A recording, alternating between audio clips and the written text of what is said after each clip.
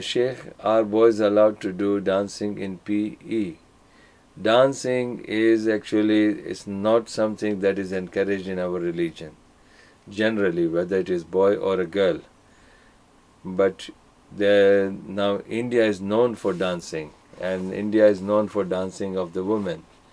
And unfortunately, it is, the men are the coach and men are the trainers.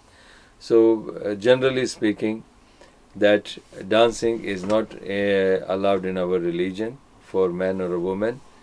But if the exercise is concerned, if the dancing or exercise is concerned related to, some of the movements of the dance for physical exercise, because it is physical education.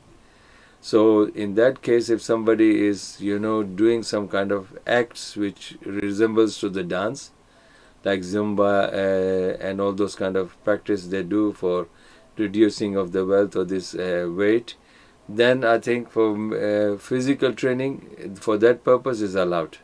But again, the music will be involved in that, so we have to be very careful about it.